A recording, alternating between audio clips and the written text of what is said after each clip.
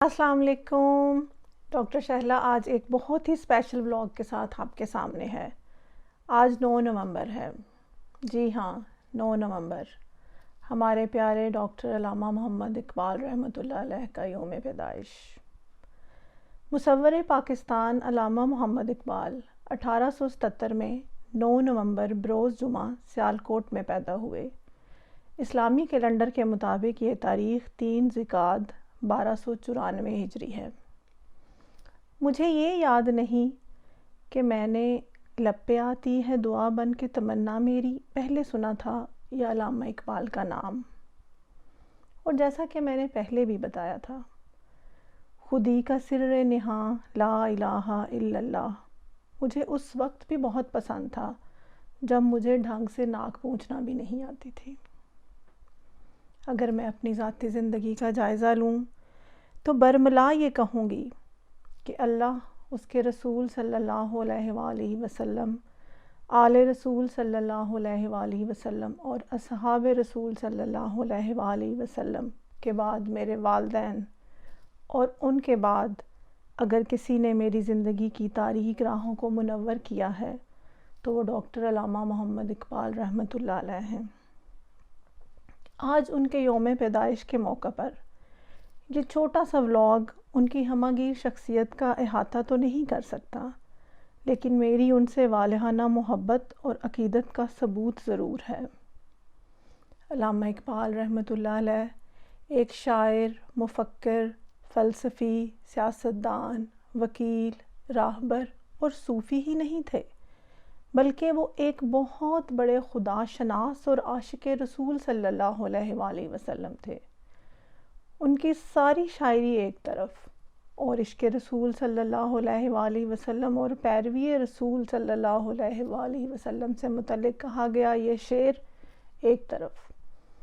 کی محمد سے وفا تو نے تو ہم تیرے ہیں، کی محمد سے وفا تو نے تو ہم تیرے ہیں، یہ جہاں چیز ہے کیا لوح و قلم تیرے ہیں.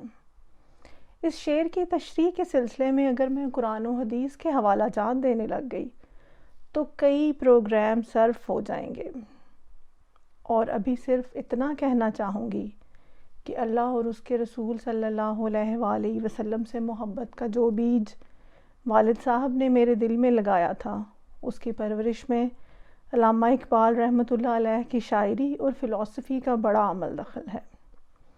1980 کی دہائی میں خبرناموں کے بعد پی ٹی وی پر دکھائے جانے والے اقبال کے اشعار اس زمانے میں مجھے ازبر یاد تھے. سمجھ تو اتنی نہیں آتی تھی لیکن پسند بہت تھے. بچوں کے لیے ان کی لکھی ہوئی نظمیں ہمدردی، ایک پہاڑ اور گلہری، ایک گائے اور بکری، مکڑا اور مکھی، پرندے کی فریاد، ماں کا خواب ہمارے عہد کے بچوں کو پڑھنا نصیب ہوئی. ہر نظم میں کوئی نہ کوئی اخلاقی سبق موجود ہے. اور لب پہ آتی ہے دعا بن کے تمنا میری تو اسکول کی اسمبلی میں ہر روز ہی ہم پڑھا کرتے تھے. تھوڑا سا بڑا ہوئی، چوتھی 5ویں کلاس میں پہنچی تو اقبال کے اس شعر نے میرے ارادوں کو بلند کیا. محبت مجھے ان جوانوں سے ہے ستاروں پہ جو ڈالتے ہیں کمند. ستاروں کا علم بھی شاید میں نے اسی شعر سے انسپائر ہو کر سیکھا، لیکن اقبال ستاروں پہ کہاں رکنے والے تھے. انہوں نے بتایا کہ ستاروں سے آگے جہاں اور بھی ہیں. جی ہاں، ستاروں سے آگے جہاں اور بھی ہیں. ستاروں سے آگے جہاں اور بھی، ستاروں سے آگے جہاں اور بھی، ابھی عشق کے یہاں اور بھی، ابھی عشق کے یہاں اور بھی.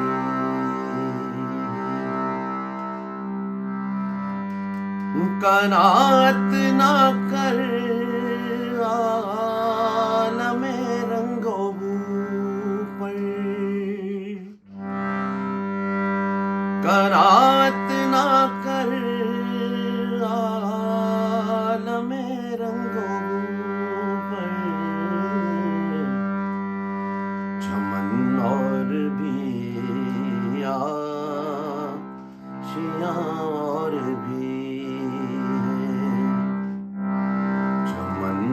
اور بھی آشیاں اور بھی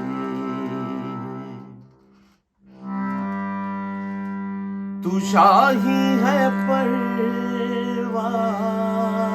ہے کام تیرا تو شاہی ہے پرواز ہے کام تیرا تیرے سامنے آسماں اور بھی ہے تیرے سامنے آسماں اور بھی ہے گئے دن کے تنہا تھا میں انجمن میں گئے دن کے تنہا تھا میں انجمن میں یہاں اب میرے رازداں اور بھی ہیں یہاں اب میرے رازداں اور بھی ہیں اسی روز و شب میں الجھ کر نہ رہ جا اسی روز و شب میں الجھ کر نہ رہ جا کہ تیرے زمانوں مکان اور بھی ہے کہ تیرے زمانوں مکان اور بھی ہے ستاروں سے آگے جہاں اور بھی ہے اب عشق کے امتحان اور بھی ہے ستاروں سے آگے جہاں اور بھی ہے یہ تھے میرے ہسبینڈ نوید آصف شامی صاحب، جنہوں نے نعت رسول مقبول صلی اللہ علیہ وآلہ وسلم اور کلام اقبال رحمۃ اللہ علیہ سنا کر مجھے اپنا گرویدہ بنا لیا تھا۔ شامی صاحب پنجاب یونیورسٹی کے گریجویٹ ہیں، کیمیکل انجینئر ہیں۔ وہاں پر یہ یونیورسٹی کے نعت خواں اور کلام اقبال پڑھنے والے تھے۔ اس زمانے کی جمعیت طلباء نے ان کی ایک کیسٹ بھی ریکارڈ کرائی تھی۔ شامی صاحب نے وہ کیسٹ مجھے سننے کے لیے دی، جس میں نعت اور کلام اقبال شامل تھا۔ بس میں جو عشق رسول صلی اللہ علیہ وآلہ وسلم اور کلام اقبال کی دیوانی، وہی کیسٹ سن کر شامی صاحب کی محبت کا اسیر ہو گئی۔ آج پھر میں نے ان سے درخواست کی ہے کہ وہ میرے پسندیدہ کلام اقبال سے کچھ گا کر سنائیں۔ تو پھر سنیے بال جبریل سے انتخاب لالۂ صحرا، یہ گنبد مینائی۔ یہ مہدی حسن صاحب کی آواز میں آپ نے سنا ہوگا۔ آج نوید آصف شامی صاحب سے سنیے اور لطف اٹھائیے۔ یہ گنبد مینائی،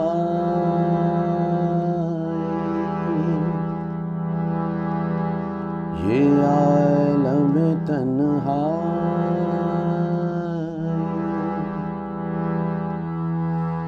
یہ گنبد مینائی، یہ عالم تنہائی،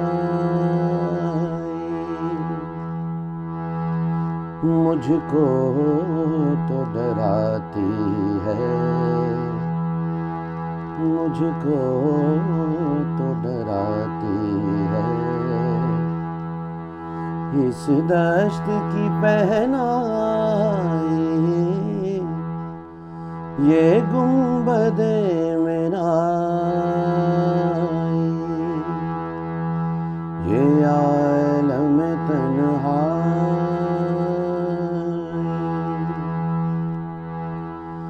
یہ گنبد مینار عالم تنہائی.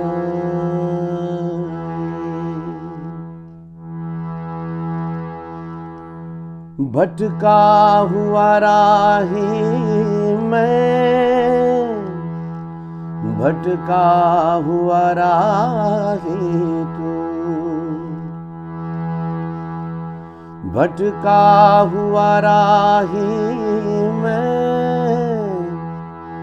بھٹکا ہوا راہی تو، منزل ہے کہاں تیری، منزل ہے کہاں تیری، ہے لالائے صحرائی یہ گنبد مینائی، یہ عالم تنہائی.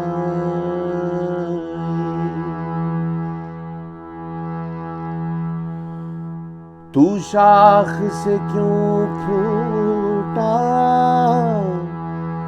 میں شاخ سے کیوں ٹوٹا، تو شاخ سے کیوں پھوٹا، میں شاخ سے کیوں ٹوٹا. ایک جذبہ پیدائی، ایک جذبہ پیدائی، ایک لذت یکتائی یہ گنبد مینائی، یہ عالم تنہائی. مجھ کو تو ستاتی ہے، مجھ کو تو ستاتی ہے اس دشت کی پہنائی یہ گنبد مینائی. خالی ہے کلیموں سے یہ کوہ کمر ورنہ،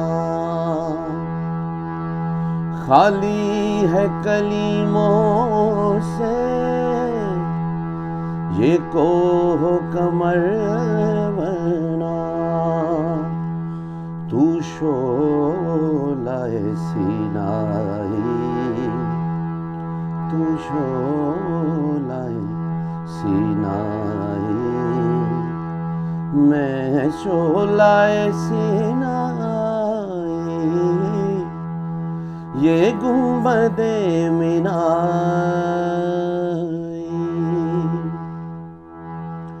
یہ عالم تنہائی یہ گنبد مینائی، عالم تنہائی.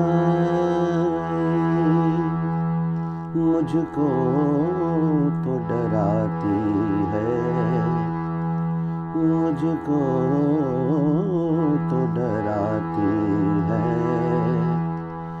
اس دشت کی پہنائی یہ گنبد مینائی، یہ عالم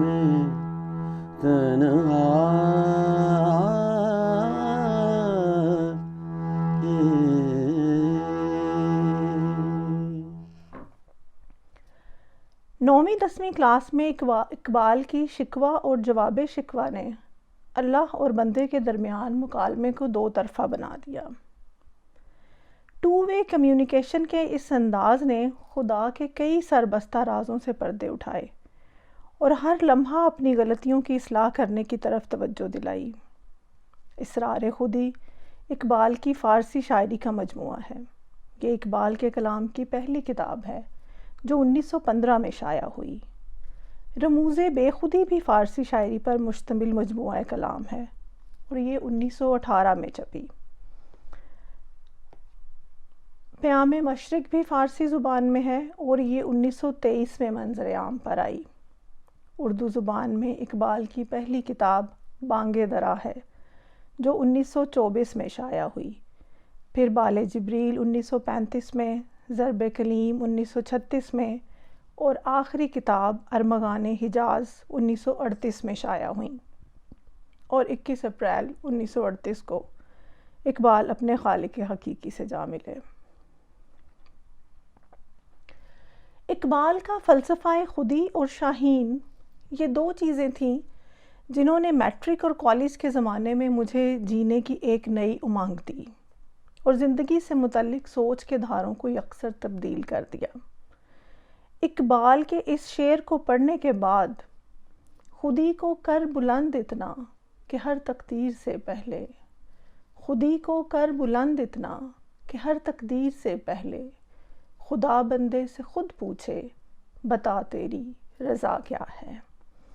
کسی غیر اللہ کے سامنے دستے سوال دراز کرنے کی ضرورت اور حاجت ہی پیش نہیں آئی، اور میں حق الیقین کے ساتھ اس وقت کا انتظار کرتی تھی جب خدا خود بندے سے پوچھتا ہے کہ بتا میرے بندے تو کیسے راضی ہوگا۔ یہ سٹیج واقعی آتی ہے، یقین کیجئے ضرور آتی ہے، لیکن اس سے پہلے خودی کو بلند کرنا پڑتا ہے۔ اقبال سے میں نے یہ سیکھا کہ سوال کرنے، دوسروں پر انحصار کرنے، محنت، ہمت اور کوشش کو ترک کرنے اور دوسروں کے احسان لینے سے خودی ضعیف ہوتی ہے۔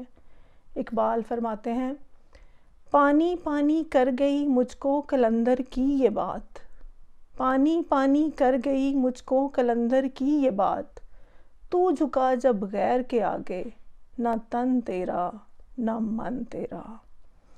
علامہ نے مسلمانوں کو تاکید کی ہے کہ اپنی روزی آپ حاصل کریں، اوروں سے بھیک نہ مانگیں، بھیک سے اجزائے خودی آشفتہ ہوتے ہیں۔ اقبال نے خودی کی تربیت کے 3 مراحل بیان کیے ہیں۔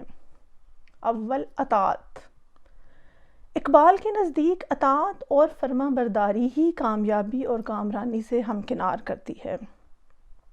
اقبال امت مسلمہ کو تلقین کرتے ہیں کہ اپنے فرائض سے روگردانی نہ کریں، بلکہ اطاعت اللہ اور اطاعت رسول صلی اللہ علیہ وآلہ وسلم کا دامن تھامے رکھیں اور اپنے نفس پر جبر کریں تاکہ آپ کو خود پر اختیار حاصل ہو۔ اطاعت معبود سے سرکش بھی تابع فرما ہو جاتا ہے اور سرکشی سے آگ بھی خس و خاشاک ہو جاتی ہے، جیسا کہ ابلیس کی نافرمانی اور سرکشی نے اسے راماندہ درگاہ بنا دیا۔ ہوا نے پھولوں کے زندہ خانوں میں رہ کر خوشبو کی صفت پائی، قطرہ جب سمندر میں ملا تو خود سمندر بن گیا، ذرہ اسی آئین کی پابندی سے صحرا بن گیا۔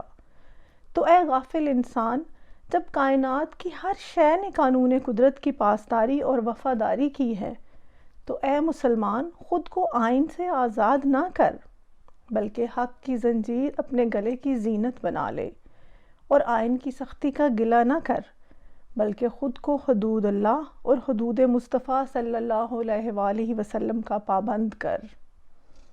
خودی کی تربیت کا دوسرا مرحلہ ہے ضبط نفس۔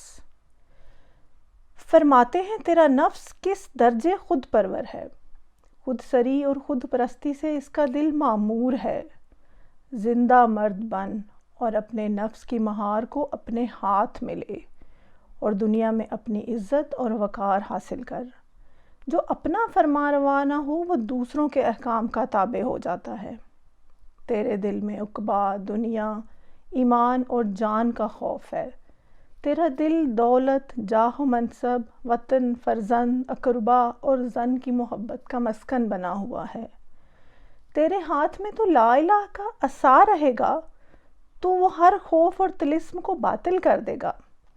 ایسے شخص کو کسی کا خوف نہیں رہتا اور اس کا دل غیر اللہ کے ڈر سے پاک ہو جاتا ہے۔ جو لا الہ کی حقیقت کو پا جاتا ہے وہ ہر فکر سے آزاد ہو جاتا ہے، یہاں تک کہ راہ حق میں آتش نمرود میں بھی کود جاتا ہے اور اپنے بیٹے کی قربانی بھی اسے گوارا ہوتی ہے۔ پھر وہی کہوں گی، خودی کا سر نہاں لا الہ الا اللہ، خودی ہے تیغ فساں لا الہ الا اللہ۔ لا الہ الا اللہ ایک صدف ہے جس کا گوہر نماز ہے، مسلمان کے ہاتھ میں شمشیر ہے جس کا کام قتل فحشا اور نہی و منکر ہے۔ بے شک نماز بے حیائی اور بری باتوں سے روکتی ہے، اور روزہ تن پروری کے خیبر کو زمین بوس کرتا ہے۔ زکوٰۃ سے مال کی محبت میں کمی واقع ہوتی ہے، حج سے بھائی چارے اور نظم و ضبط کی عادت کو تقویت ملتی ہے، مساوات اور انسانیت پر مشتمل ایک عالمگیر معاشرہ جنم لیتا ہے۔ یہ تمام احکامات الہی اور ان کی پیروی ایک مومن کے لیے باعث استحکام ہیں، یعنی ضبط نفس میں معاون ہیں۔ ان احکامات کی پابندی اور ان پر عمل پیرا ہونے سے ہی ضبط نفس کے مرحلے میں کامیابی اور پختگی حاصل ہوتی ہے۔ اطاعت رسول صلی اللہ علیہ وآلہ وسلم اور عشق رسول صلی اللہ علیہ وآلہ وسلم سے خودی کا جذبہ مزید مضبوط ہوتا ہے۔ علامہ کے نزدیک خودی کی قوتوں کا ارتقاء عشق سے ہوتا ہے۔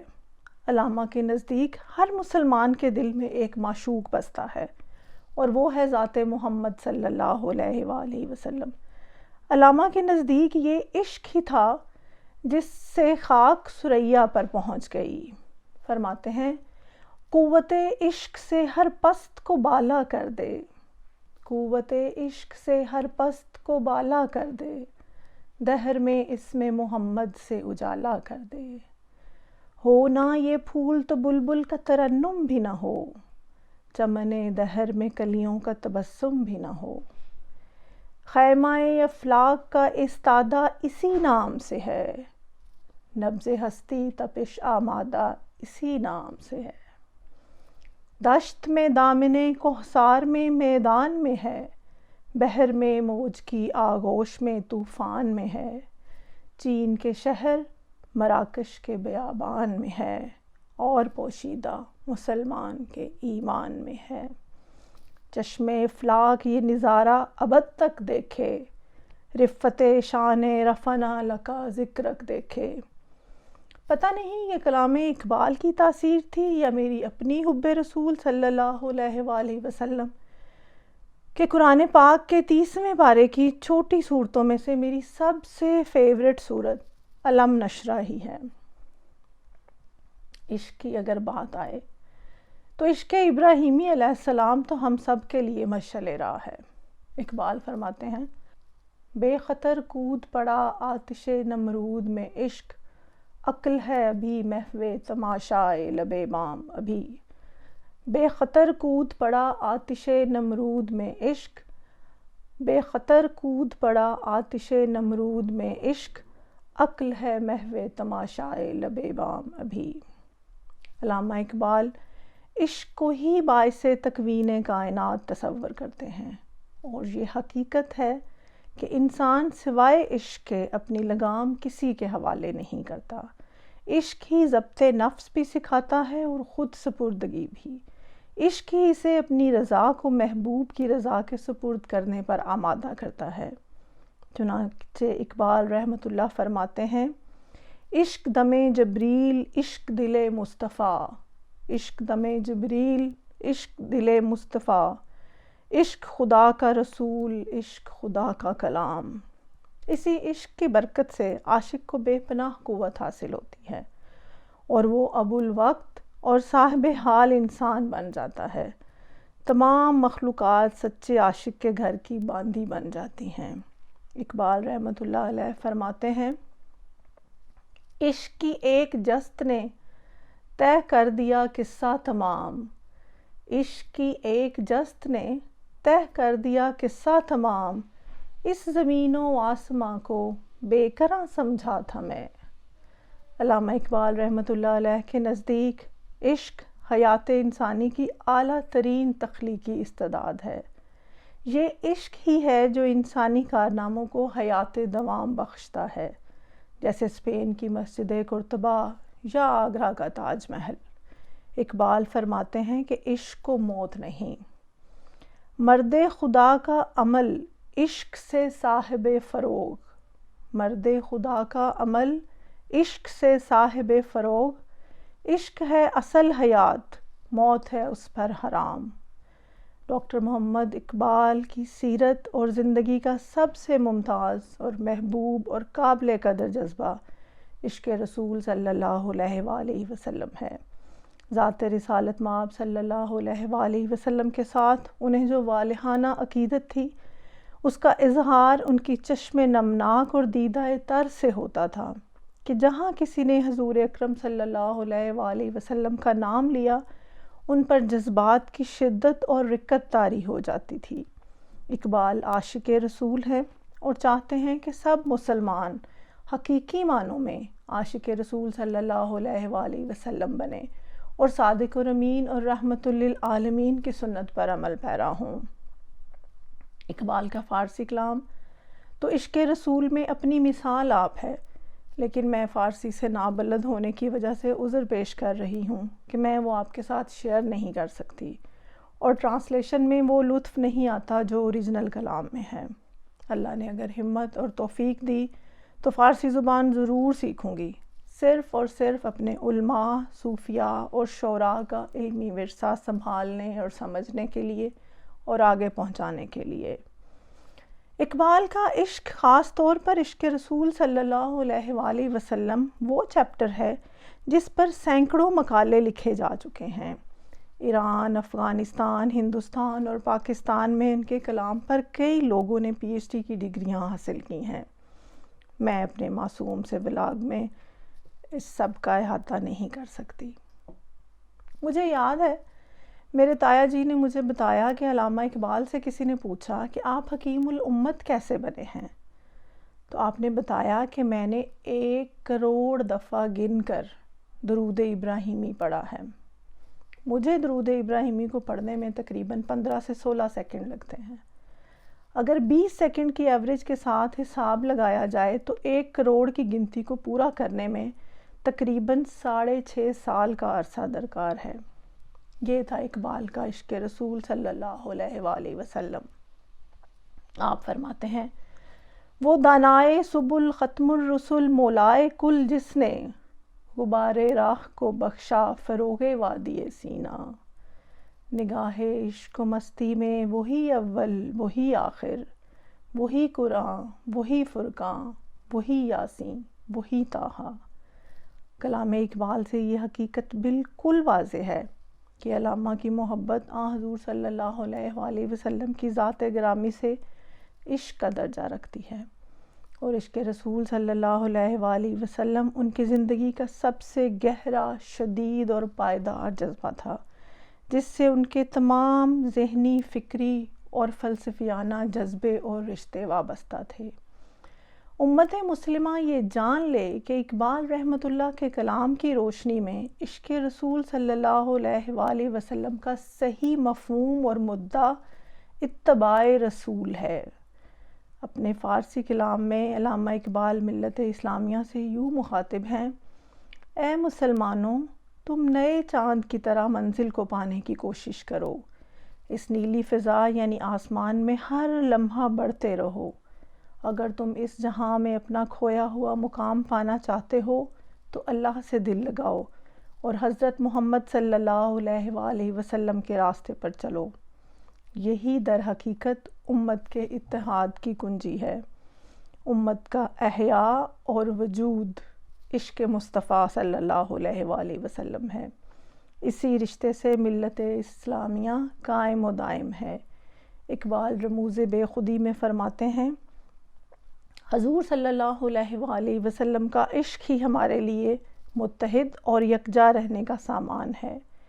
یہ عشق خون کی طرح ملت کی رگوں میں دوڑ رہا ہے۔ عشق جان میں اتر جاتا ہے اور نسب صرف جسم تک محدود رہ جاتا ہے۔ اس سے ثابت ہوا کہ عشق کا رشتہ نسب سے بڑھ کر ہے اور اس سے زیادہ مضبوط ہے۔ فی زمانہ ہم نے عشق رسول صلی اللہ علیہ وآلہ وسلم اور اطاعت رسول صلی اللہ علیہ وآلہ وسلم کو پس پشت ڈال رکھا ہے۔ یہی وجہ ہے کہ مسلمان آج تعداد میں اتنے زیادہ ہونے کے باوجود دنیا میں ذلیل و خوار ہیں۔ اگر ہم آج اتباع رسول صلی اللہ علیہ وآلہ وسلم کو اپنی زندگی کا خاصہ بنا لیں تو دنیا کی کوئی طاقت ہمیں دونوں جہانوں کی سرخروئی سے نہیں روک سکتی۔ کائنات میں رونق کا سبب حضور اکرم صلی اللہ علیہ وآلہ وسلم کا عشق ہے۔ اگر کائنات سے یہ جذبہ عشق معدوم ہو جائے تو وہ خالی اور بے مقصد ہو جائے گی۔ واپس آتے ہیں اقبال کے فلسفہ خودی کی طرف۔ اطاعت اور ضبط نفس کے بعد تیسرا مرحلہ ہے نیابت الہی کا۔ اطاعت، ضبط نفس اور عشق رسول صلی اللہ علیہ وآلہ وسلم میں ڈوبنے کے بعد جس خوددار انسان یا مومن کا جنم ہوتا ہے وہ حقیقی معنوں میں اللہ کی اس کائنات کا وارث اور خلیفہ کہلاتا ہے۔ اقبال کا مومن کیسا ہے اور اس کی کیا شان ہے؟ آئیے ایک بار پھر نوید آصف شامی صاحب سے سنتے ہیں۔ ہر لحظہ ہے مومن کی نئی شان نئی آن۔ ہر لحظہ ہے مومن کی نئی شان نئی آن، کردار میں گفتار میں اللہ کی برہان، ہر لحظہ ہے مومن۔ قہاریو غفاریو قدوسیو جبرو،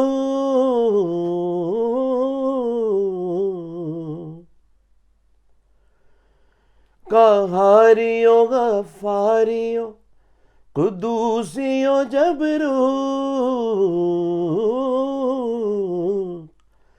یہ چار عناصر ہوں تو بنتا ہے مسلمان، یہ چار عناصر ہوں تو بنتا ہے مسلمان، ہر لحظہ ہے مومن۔ ہم سایہ جبریل امی بندہ خاک،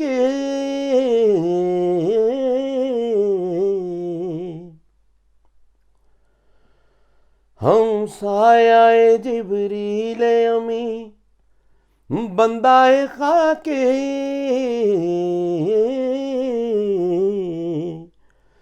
ہے اس کا نشے من نہ بخارا نہ بدخشاں، ہے اس کا نشے من نہ بخارا نہ بدخشاں، ہر لحظہ ہے مومن۔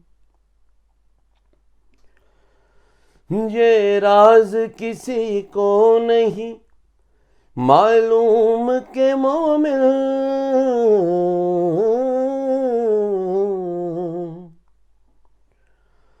یہ راز کسی کو نہیں معلوم کہ مومن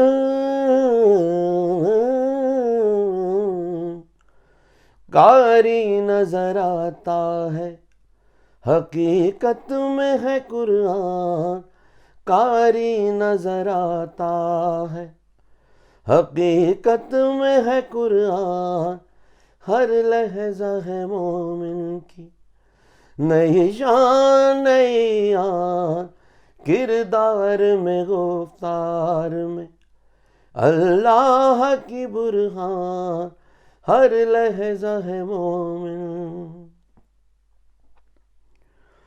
جس سے جگر لالا میں ٹھنڈک ہو وہ شبنم،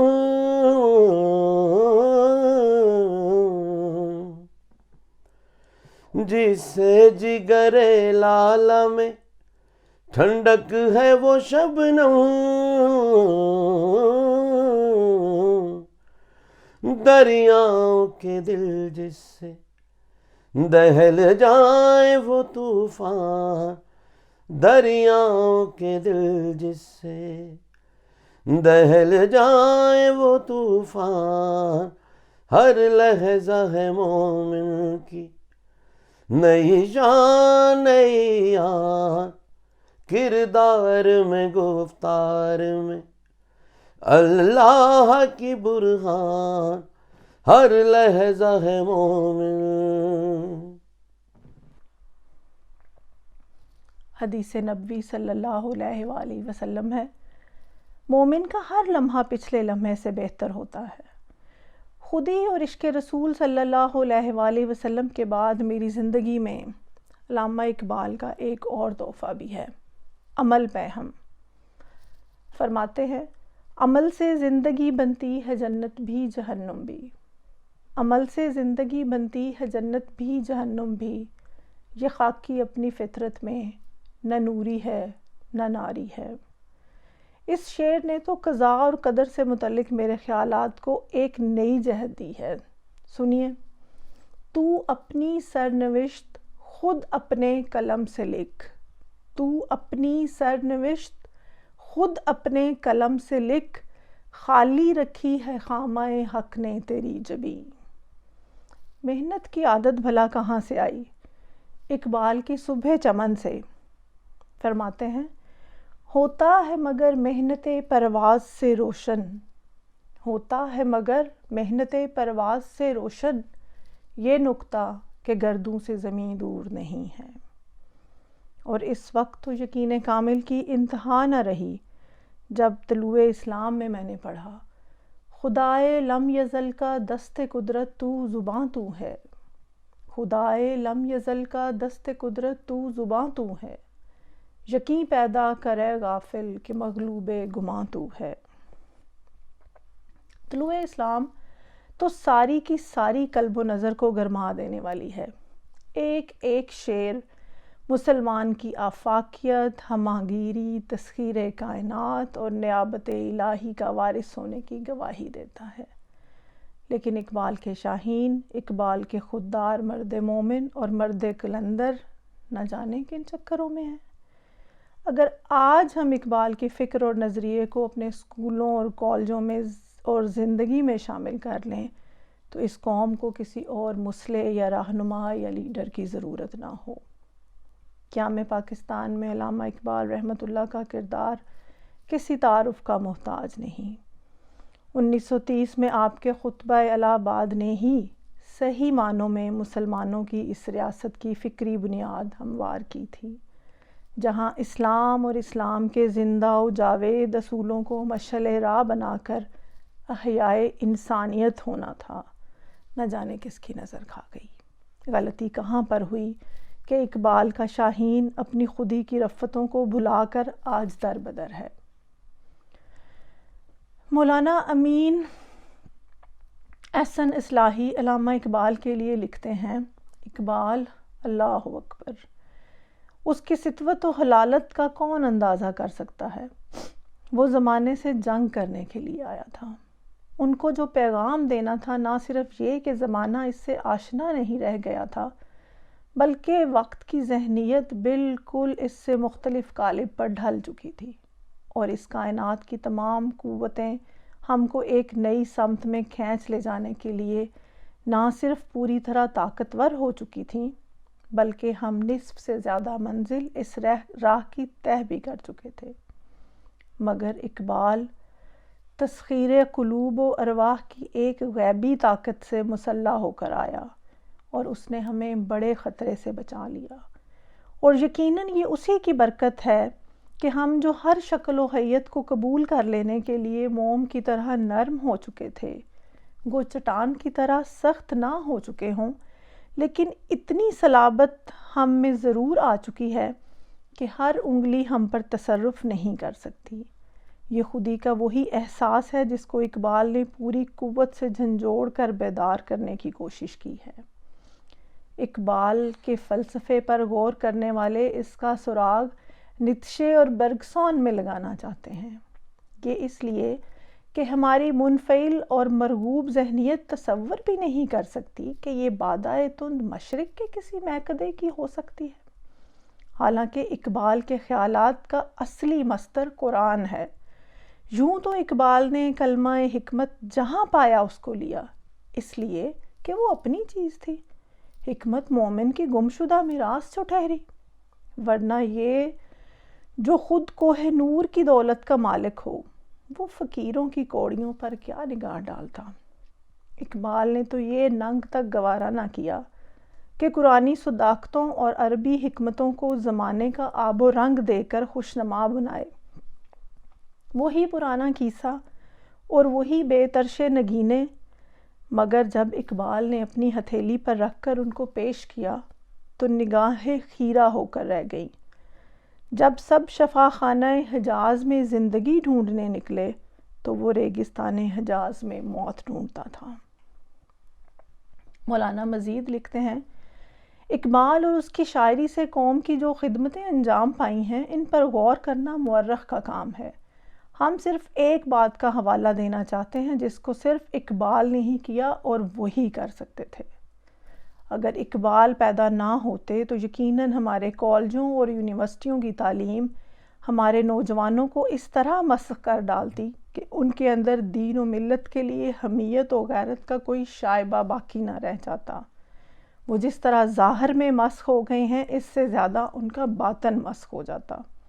لیکن اللہ تعالیٰ نے اقبال کو بھیجا جو معلوم نہیں ظلمات کے ان تہ در تہ پردوں کو چاک کر کے ان کے دلوں میں بیٹھ گئے، اور جب تک ان کی روح شعر اس کائنات کے اندر کار فرما ہے اس وقت تک انشاءاللہ ان میں درد کی ایک کسک باقی رہے گی، اگرچہ دلوں کی جگہ سینوں میں پتھر پیدا ہونے لگے۔ جب مایوسیاں گھیر لیتی تھیں ہم اقبال کے شعروں میں ایک نشان امید دیکھتے تھے، جب تاریکیاں چھا لیتی تھیں اقبال ہمارے لیے شعاع ہدایت بن کر چمکتے تھے۔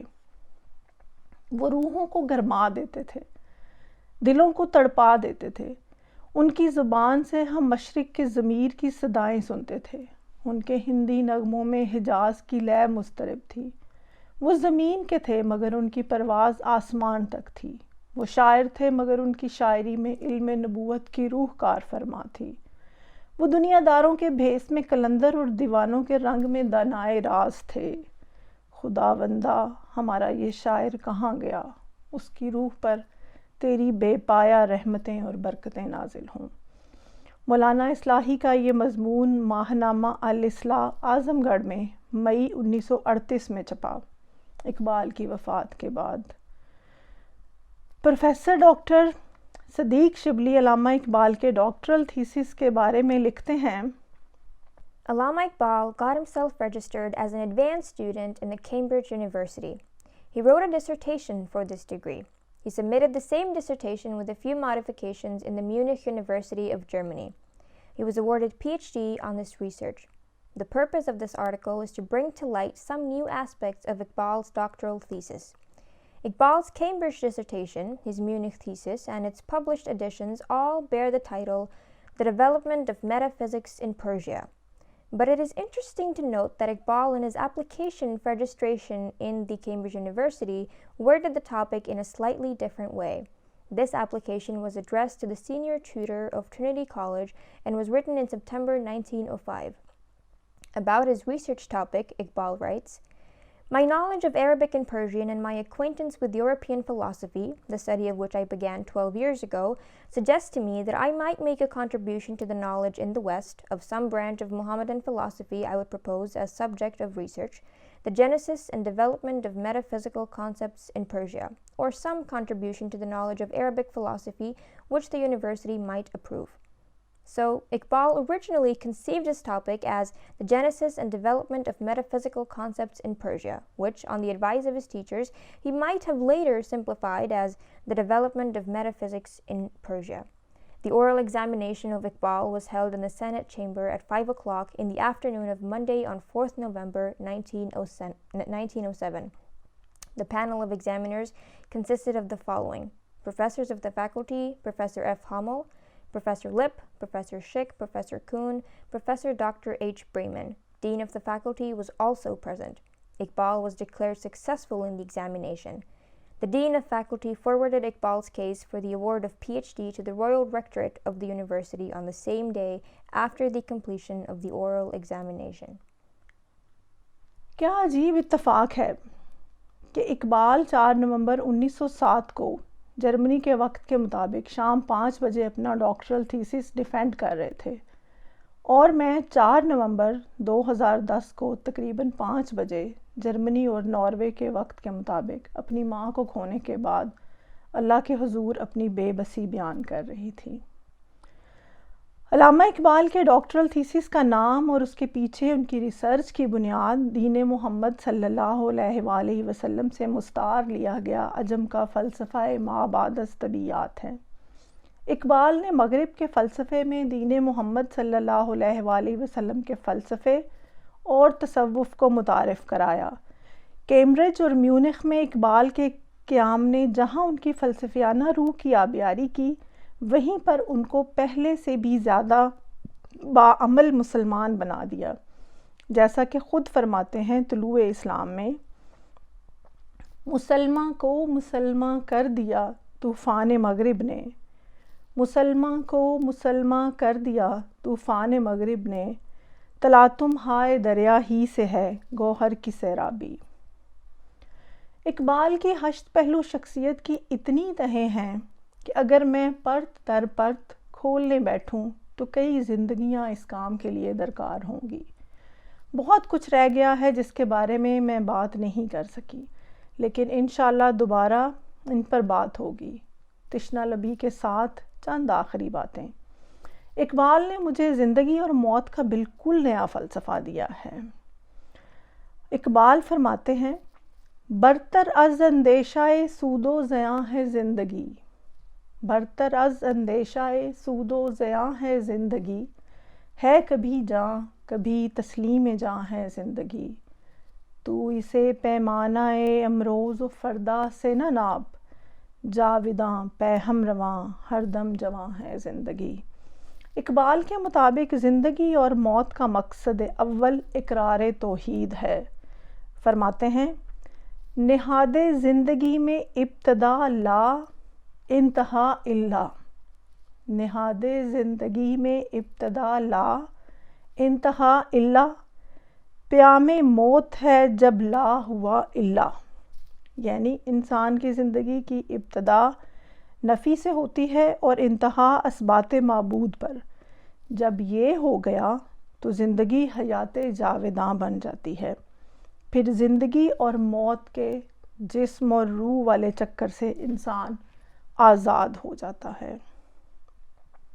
بلاگ آج یوزول سے بہت زیادہ لمبا ہو گیا ہے۔ آخر تک میرے ساتھ رہنے کا شکریہ۔